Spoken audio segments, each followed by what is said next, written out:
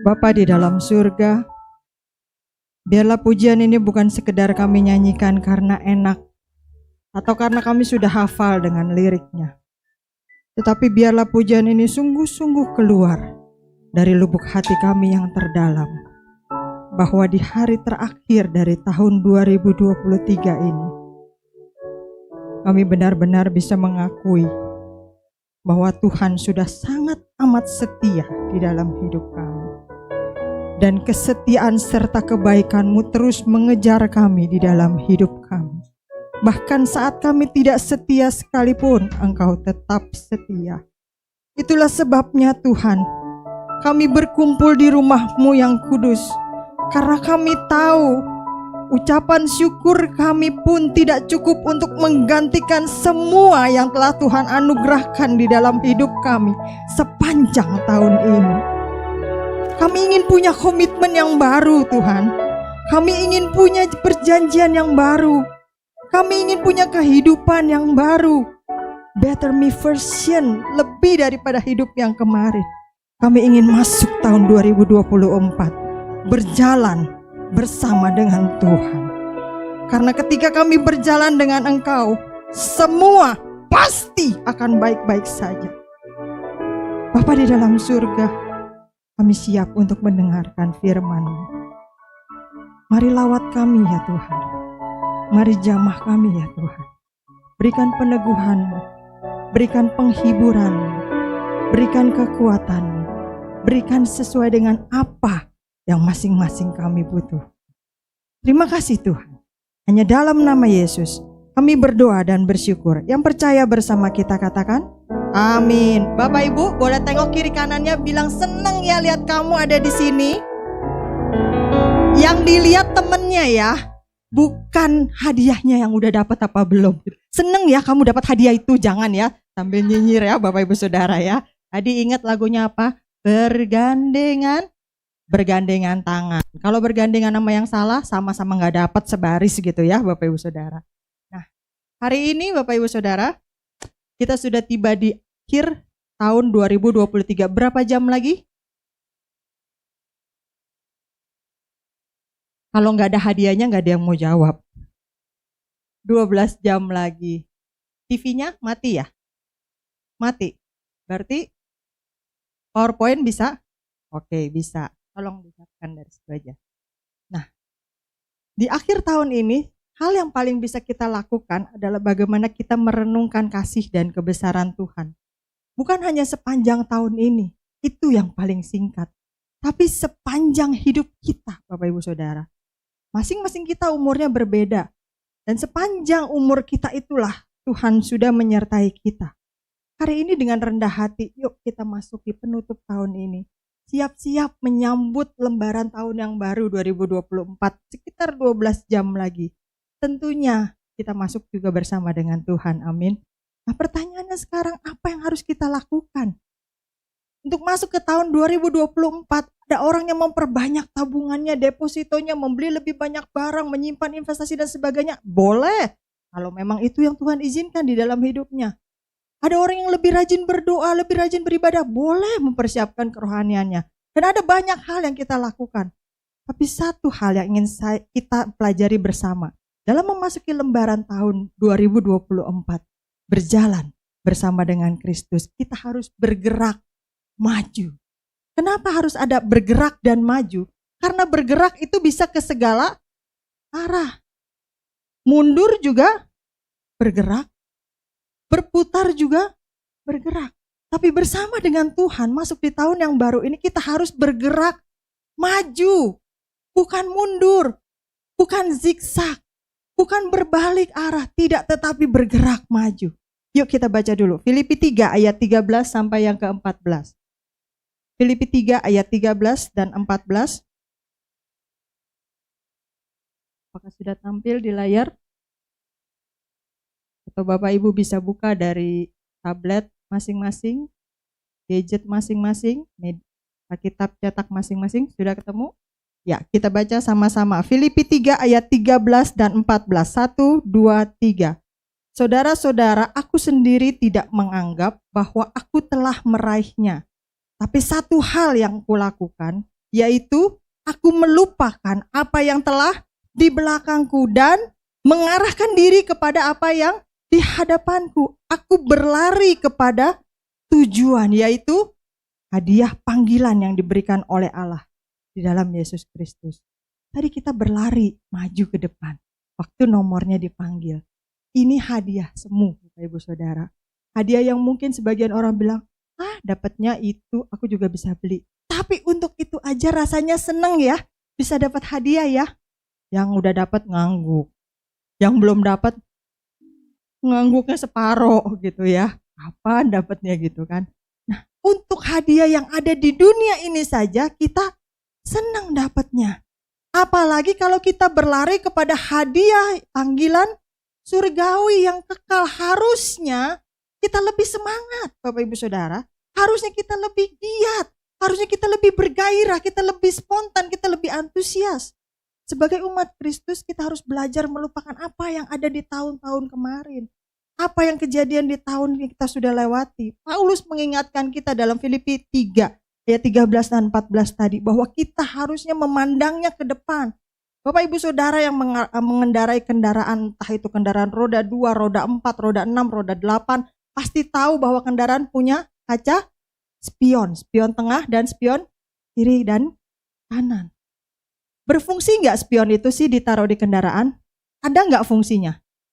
Ada ya, tapi tidak untuk dipandangi terusan. Apa yang terjadi ketika kita mengendarai kendaraan kita dan kita terus menatap ke spion, bukan menatap ke depan? Kita pandangin terus spion sebelah kiri sambil kita majukan kendaraan kita pandangin terus spion sebelah kanan atau spion depan. Yang terjadi apa? Nabrak. Bahkan orang yang tidak mengendarai kendaraan sekalipun pasti tahu kejadiannya akan nabrak. Tapi seringkali di dalam hidup kita mengendarai hidup kita terus melihat ke spion, terus melihat ke belakang. Bahkan kita mau bergerak maju sambil menoleh ke belakang. Karena ruangan ini padat, tidak perlu kita praktekkan apa yang terjadi kalau kita berjalan ke depan, maju, tapi kita menoleh ke belakang. Pasti beradu semua, Bapak Ibu Saudara. Masih ingat apa yang terjadi dengan istri Lot? Dibilang apa? Jangan menoleh ke belakang, jalan terus perintah Tuhan. Tapi dia menoleh ke belakang. Apa yang terjadi? Jadi tiang garam. Bapak Ibu Saudara, Rasul Paulus dulunya adalah seorang penganiaya umat Kristen. Boleh dibilang orang yang sadis, di mana ada umat Kristen dia kejar, dia siksa, dia bunuh, dan dia punya wewenang untuk itu. Tapi ketika Tuhan menjamah hatinya dan memberikan kesempatan yang baru, dia belajar melupakan masa lalunya. Kenapa? Karena masa lalu itu membelenggu kita dan iblis bekerja di sana. Percuma lo jadi pelayan Tuhan. Gak inget lo dulu ngapain aja, hidup lo kan kelam. Gak layak jadi hamba Tuhan. Gak layak jadi pelayan Tuhan. Itu salah satu cara iblis untuk supaya kita tidak bergerak maju, Bapak Ibu Saudara. Dan Tuhan gak mau hal itu. Ketika Tuhan menjamah hati Paulus, Paulus lupakan masa lalunya. Dia tidak mau lagi dengar bisikan iblis bahwa hidupnya tidak layak. Dia gak mau lagi dengar bisikan iblis bahwa dosanya sangat banyak, membunuh saudara-saudari seiman Kristen yang waktu itu masih menjadi musuhnya. Dia gak mau lagi ingat masa lalunya yang dulu, tapi dia tekun mengabdi kepada Tuhan. Rasul Paulus adalah salah satu contoh Alkitab yang bisa menjadi teladan bagi kita untuk melupakan, melepaskan beban masa lalu, bergerak maju bersama dengan Tuhan. Nah, Bapak Ibu Saudara, 12 jam lagi adalah tahun baru. Kesempatan saat ini untuk kita bisa merenungkan, melepaskan beban dan dosa kita di hari-hari kemarin. Lalu apa? Bukan hanya sekedar melupakan dan itu saja titik, tidak. Tetapi melupakan, melepaskan dan berlari maju, bergerak bersama dengan Tuhan. Kalau sendiri kita pasti gagal. Kalau sendiri kita pasti tidak bisa. Tapi bersama Yesus pasti kita bisa. Itulah sebabnya kita butuh Sang Juru Selamat. Bapak Ibu Saudara, kalau kita mau flashback sedikit saja ke belakang, selama tahun 2023 ini, apakah kita pernah mengalami kegagalan?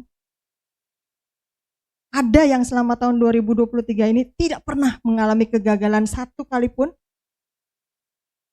Masakan gak pernah keasinan? Atau gak pernah hangus? Atau rasanya selalu cukup pas? Gaji naik terus tiap bulan, Jadi selama akhir tahun udah 12 kali naik. Ulangan lulus terus, nggak pernah ada yang remedial atau hair. Semua mata kuliah nilainya bagus terus, sempurna. Ada yang seperti itu? Atau mungkin selama tahun 2023 ini kita mengalami jatuh bangun kegagalan, masak lebih banyak angusnya, rasanya keasinan, orang rumah nggak mau makan, ulangan lebih banyak yang remedial, mata kuliah lebih banyak yang diulang. Lalu harusnya kita naik jabatan di kantor, tetapi ternyata bukan kita, ada orang lain yang menyerobot dan sebagainya. Ada berbagai macam kegagalan yang mungkin kita alami. Tapi Bapak Ibu Saudara, ternyata kita tidak sendirian.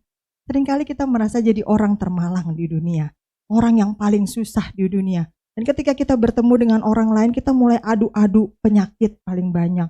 Cuma sakit kepala, gue nih sakit kepala, pundak, sakit perut, sakit pinggul, sampai ke kaki, jari kaki semua pada sakit. Kita adu-adu kegagalan. Seharusnya sebagai umat Tuhan yang hidup bersama Sang Juru Selamat, kita punya semangat yang berbeda dengan orang dunia ini. Amin. Karena ternyata yang mengalami kegagalan bukan cuma kita, Bapak Ibu Saudara.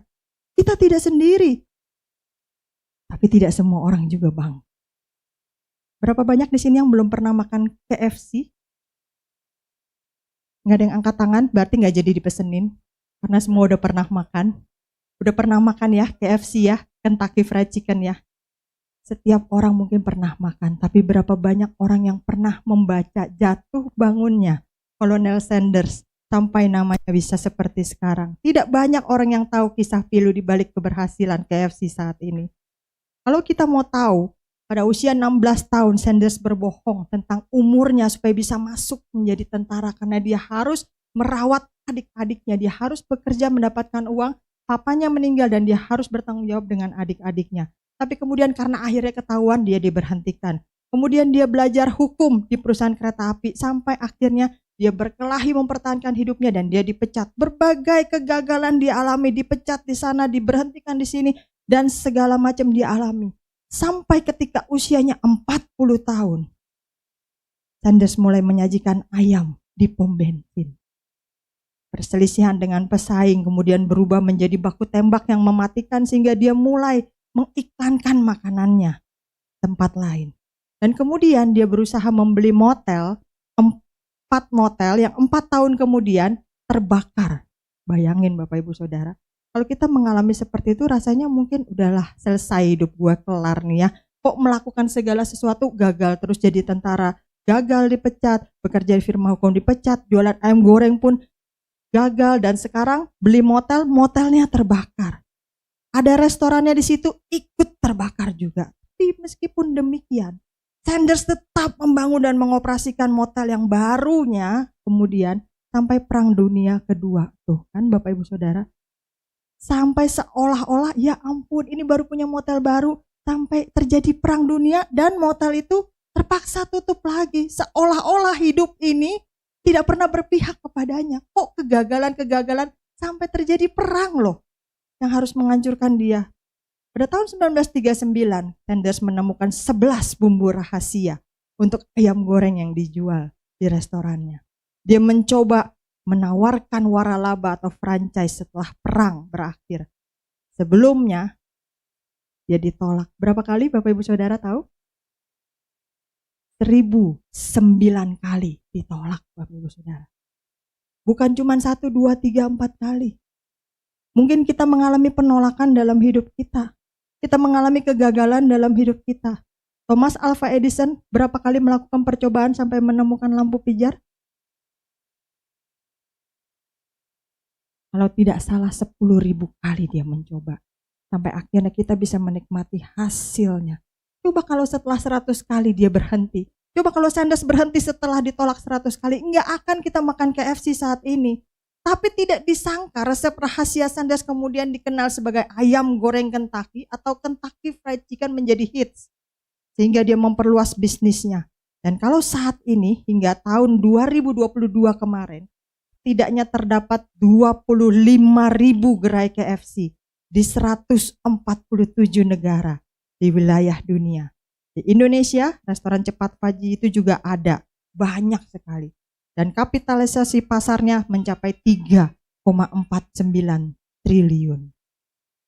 Bapak Ibu Saudara, seandainya pada saat itu Sanders berpikir, oke, hidup tidak berpihak pada saya, seolah-olah Tuhan pun menutup mata, apapun yang saya kerjakan selalu gagal, saya dipecat, saya mengalami hal-hal yang gak enak, dia berhenti, tidak akan dibangun kembali. Masalah, tantangan, pergumulan, sakit, penyakit selalu ada. Setiap kita pasti mengalaminya, betul bukan? Yang membedakannya adalah apakah kita bisa bangun kembali, bangkit kembali, bergerak maju, atau kita memilih untuk tetap tergeletak di tanah, tetap merenung di tanah, hanya menatap langit-langit dan menyesali hidup kita tanpa berbuat apa-apa lagi. Itu yang membedakannya. Setiap kita pasti pernah melakukan kesalahan, tapi ingat, kita tidak pernah sendirian. Karena Alberta, Allah selalu beserta dengan kita, mendampingi kita untuk apa? Bergerak maju bersamanya. Amin. Yang kedua, apa yang harus kita lakukan? Utamakan Tuhan. Bukan utamakan selamat saja Bapak Ibu Saudara, tapi utamakan Tuhan, God as a priority. Kita baca ayatnya Matius 6 ayat 33. Matius 6 ayat 33. 1, 2, 3. Tetapi carilah dahulu kerajaan Allah dan kebenarannya, maka semuanya akan ditambahkan kepadamu. Semuanya itu apa?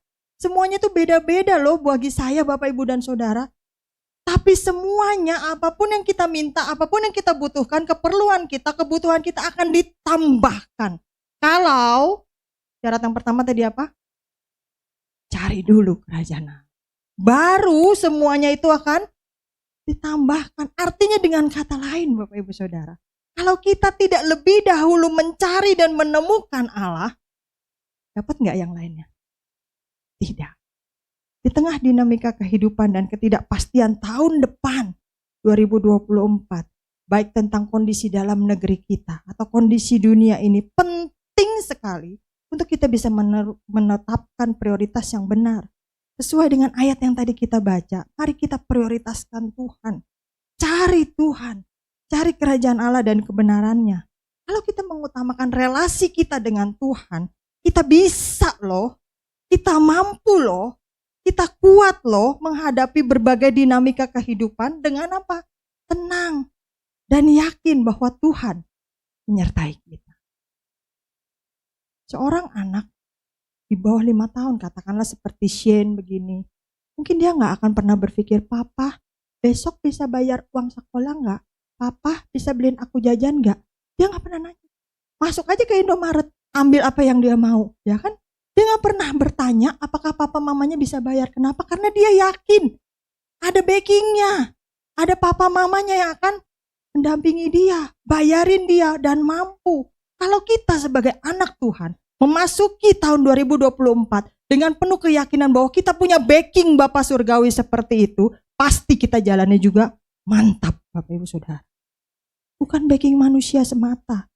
Daud, Yosafat, Hizkia, Elia, dan masih banyak lagi kisah dalam Alkitab. Mereka menceritakan bagaimana hidup mereka diperhadapkan kepada tantangan dan konflik. Tetapi mereka juga memberi kita contoh bahwa di dalam menghadapi setiap kesulitan, Tuhan yang mereka cari terlebih dahulu. Tuhan yang mereka tanya terlebih dahulu. Tuhan yang mereka ajak diskusi terlebih dahulu. Nah, ini memberikan kita contoh. Prioritas yang benar itu.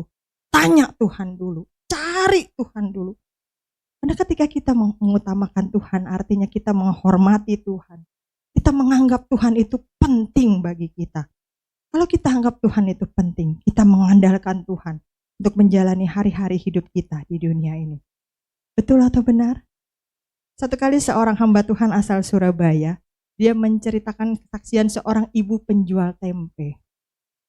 Kadang-kadang kalau kita berpikir tentang kesaksian itu harus hal-hal yang bombastis, hal-hal yang luar biasa. Tapi kesaksian sederhana seperti ini pun bisa mengingatkan kita tentang penyertaan Tuhan. Ada seorang ibu yang sehari-hari berjualan tempe buatan sendiri di desanya, begitu. Pada suatu hari ketika dia akan pergi ke pasar untuk menjual tempe, ternyata pagi itu tempe yang dia buat dari kacang kedelai masih belum jadi, alias setengah jadi Bapak Ibu Saudara. Tempe setengah jadi itu seperti yang ada ini. Bapak Ibu Saudara mungkin Kalau yang beli tempe langsung jadi belum pernah lihat gitu ya. Saya pernah lihat tempe seperti ini karena suami saya pernah bawa pulang tempe menduan dari Purwokerto. Pas saya buka, kok tempenya begini, Pih? Itu namanya belum jadi, supaya jadi dulu di sini. Oh iya begitu. Jadi tempe yang belum jadi itu masih seperti itu, masih ada ragi-raginya dan kacang kedelai.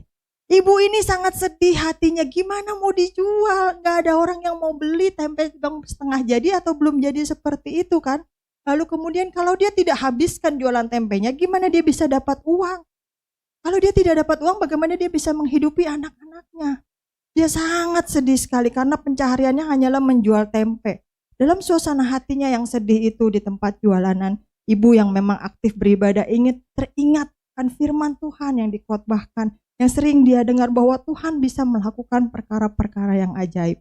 Dan tidak ada yang mustahil bagi Tuhan, tidak ada yang mustahil juga bagi orang yang percaya kepadanya. Lalu dia mulai mempraktekkan, dia menumpangkan tangannya di atas jualanan tempenya itu, yang masih setengah jadi seperti itu. Bapa di dalam surga, aku mohon kepadamu supaya kacang kedelai ini menjadi tempe dalam sekejap, dalam nama Yesus. Amin. Dengan doa yang singkat tapi dipanjatkan sepenuh hati. Dia yakin percaya Tuhan akan menjawab doanya. Lalu dengan tenang dia tekan-tekan bungkusan tempenya dengan ujung jarinya. Hatinya deg-degan, diintip sedikit dibuka. Apa yang terjadi Bapak Ibu Saudara? Tempenya belum jadi. Masih sama seperti di gambar yang tadi itu. Gak ada perubahan sama sekali. Lalu ibu ini berpikir, aduh, kok tetap kedelai kayak gini ya? Wow, berpikir mungkin doanya kurang jelas didengar Tuhan. Lalu dia bilang, Bapa di surga, aku tahu tidak ada yang mustahil. Tolong supaya hari ini aku bisa berdagang tempe Tuhan. Karena ini cuma satu-satunya mata pencarianmu. Dalam nama Yesus, ubahlah kacang kedelai ini menjadi tempe. Lalu dia tekan-tekan lagi, dia intip lagi. Apa yang terjadi Bapak Ibu Saudara? Masih sama. Tidak ada perubahan, masih setengah jadi. Sementara hari makin siang, teman-teman pedagang di sebelah kiri kanannya udah makin laku, udah makin habis, bahkan udah ada yang menutup lapaknya karena jualannya udah habis. Ibu ini tetap berharap doanya terkabul begitu kan. Karena bagaimanapun dia melangkah, waktu keluar dari rumah dia berjalan bersama dengan Yesus. Aku percaya Tuhan akan memberkati jualananku hari ini. Dan dia berpikir mungkin mujizat Tuhan akan terjadi di tengah jalan. Sampai ke pasar, tempenya udah jadi. Singkat cerita Bapak Ibu Saudara, sampai semua pedagang tempe yang ada di situ udah beres-beres, udah pulang. Tempenya ibu ini masih belum jadi. Dengan kata lain, tidak ada satupun yang laku dijual. Ibu-ibu juga pasti gak mau kan beli tempe yang setengah jadi seperti itu kan. Tapi tiba-tiba ketika akhirnya dia mau beres-beres, mungkin dia bilang, ya mungkin berkat Tuhan hari ini belum ada. Saya besok akan berjualan lagi. Waktu dia lagi beres-beres begitu, tiba-tiba dia mulai merasa terbersit, kecewa kepada Tuhan. Tuhan, selama ini aku udah melayani Tuhan. Selama ini aku rajin ibadah. Aku kasih persembahan. Aku kasih yang terbaik. Masa aku minta tempe aku dirubah, kacang kedelaiku dirubah jadi tempe aja Tuhan gak mau? Berarti Tuhan percuma selama ini yang aku lakukan. Sambil bebenah, ada terbersit dalam hatinya seperti itu. Tapi tiba-tiba dari belakang ada yang menepuk dia. Bu, maaf saya mau tanya, apa ibu jual tempe yang belum jadi? Dia sendiri kaget lalu dia menoleh. Ada gak sih orang nanya yang jual tempe yang belum jadi? Lalu dia kaget. Sebelum dia menjawab, dia cepat-cepat berdoa. Tuhan, tolong Tuhan, saat ini aku gak butuh tempe ini jadi. Biarlah tempe ini tetap kacang kedelai seperti tadi ya Tuhan. Lalu dia mau jawab ke si penanya itu, dia ragu-ragu. Jangan-jangan nanti kalau dia bilang, iya tempe belum jadi, pas dibuka udah jadi tempe sesuai doanya, berarti bohong begitu kan. Gak jadi beli. Karena yang dicari tempe yang belum jadi. Akhirnya lalu kemudian dia berpikir, bagaimana ya? Aduh Tuhan, tolong Tuhan. Sambil aku buka, biarlah batalkan mujizatmu Tuhan. Biar tempe ini gak usah jadi Tuhan. Tolong aku kali ini aja. Lalu dia buka sedikit penutup daunnya. Apa yang terjadi Bapak Ibu Saudara?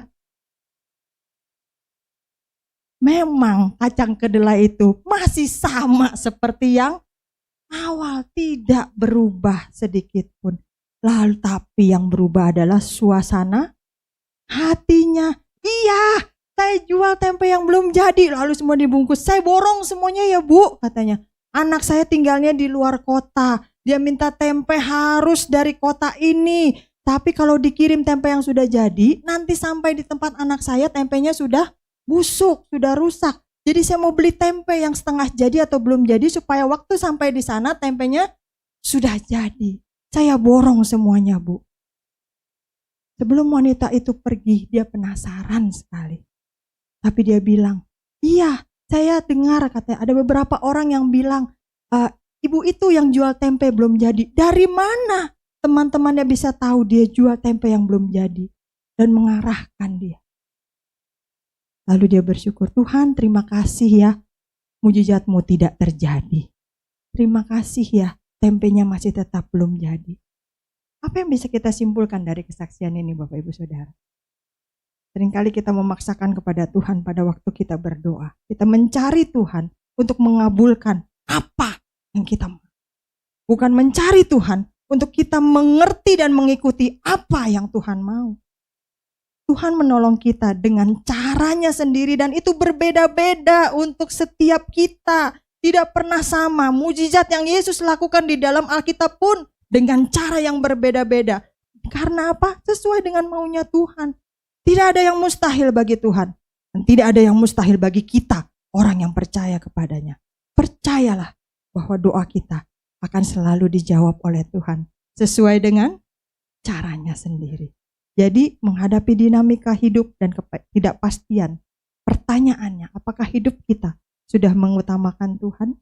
Apakah kita sudah mengandalkan Tuhan bekerja sama dengan kita di berbagai aspek hidup kita? Kalau belum, mulai dari sekarang. Yang terakhir Bapak Ibu Saudara, apa yang harus kita lakukan? Tetap tekun. Saya sudah tekun, tetap tekun. Dan beriman, tetap tekun dan beriman. Percaya. Ibrani 12 ayat 1 dan 2. Mari kita baca bersama-sama. Ibrani 12 ayat 1 dan 2. 1, 2, 3. Karena kita mempunyai banyak saksi, bagaikan awan yang mengelilingi kita. Marilah kita menanggalkan semua beban dan dosa yang begitu merintangi kita. Dan berlomba dengan tekun dalam perlombaan yang diwajibkan bagi kita. Marilah kita melakukannya dengan mata yang tertuju kepada Yesus. Yang memimpin kita dalam iman. Dan yang membawa iman kita itu kepada kesempurnaan. Yang dengan mengabaikan kehinaan tekun memikul salib. Ganti sukacita yang disediakan bagi dia. Yang sekarang duduk di sebelah kanan tahta Allah. Ada banyak yang keliru yang mengira bahwa ayat di atas hanya berbicara mengenai dosa saja. Tapi kalau kita baca lagi baik-baik, di sana disebutkan bahwa faktor yang menghalangi kita dalam memenangkan perlombaan iman bukan beban dosa, bukan, tetapi beban dan dosa. Artinya ada dua hal di sini, ada dua faktor. Keduanya tidak digabungkan menjadi satu beban dosa karena memang ada dua faktor yang berbeda tapi sama-sama memberatkan dan melemahkan hidup kita. Beban adalah sesuatu yang mengikat kita, membuat kita sulit untuk bertumbuh dan melangkah maju dan terkadang tidak kita sadari. Sebuah beban bukan dosa Bapak Ibu Saudara, tetapi pada titik tertentu beban itu bisa berubah menjadi dosa. Beban bisa berupa hobi yang mengikat, rasa sakit hati, trauma kegagalan, kemalasan kita, persoalan dalam keluarga, rumah tangga, pekerjaan, tekanan, stres, kekecewaan, dan sebagainya. Semua ini membuat kita sulit untuk melangkah maju. Mau bangun saja susah, mau berjalan saja susah, mau bergerak saja susah, apalagi berlari. Yang harus kita lakukan, jangan biarkan belenggu beban ini memberatkan kita.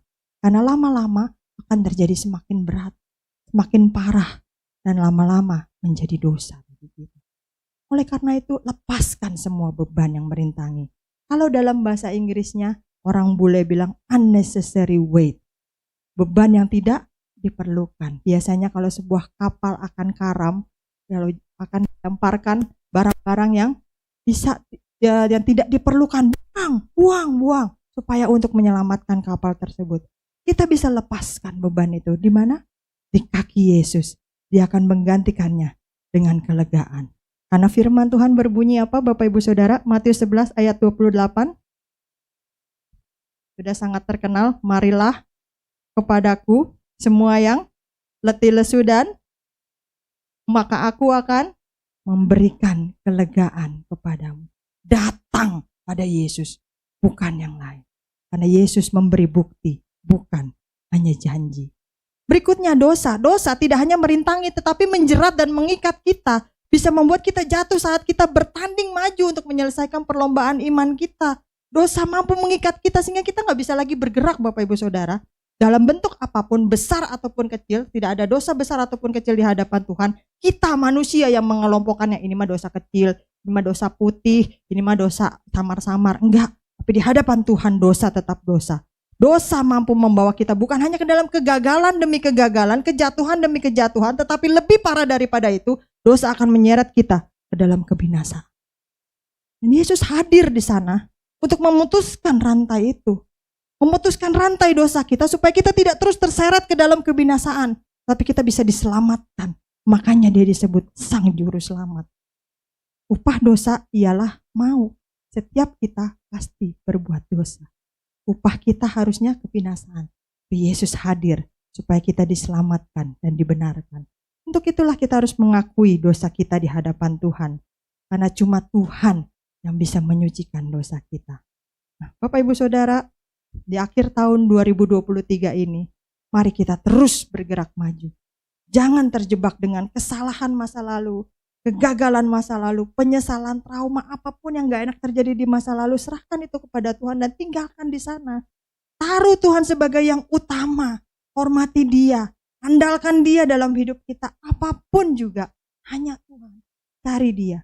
Yang ketiga, tetap tekun dan mengerjakan memelihara iman kita. Jangan bilang, udah lama, udah pernah, dulu, kerjakan terus, tetap tekun, persistence, konsisten, percaya kita kepada Tuhan, jangan pernah berkurang, harus makin bertambah. Mari kita masuki tahun 2024 sebentar lagi, berjalan bersama dengan Tuhan yang memimpin langkah kita, supaya hidup kita selaras sesuai dengan maunya Tuhan, membawa kemuliaan bagi nama Tuhan, dan kesejahteraan bagi hidup kita. Amin Bapak Ibu Saudara. Mari kita sama-sama berdiri. Kita akan nyanyikan satu lagu boleh.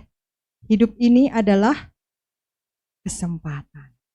Kalau kita masih punya kesempatan untuk beribadah bersama-sama, gunakan itu. Ingat COVID kemarin, mau ibadah aja susah. Kalau kita masih punya kesempatan untuk berdoa, berdoa. Kita masih punya kesempatan untuk baca Alkitab, baca Alkitab. Kita masih punya kesempatan untuk memuji menyembah Tuhan, pakai itu. Karena pada saatnya nanti, semuanya itu akan diambil daripada kita.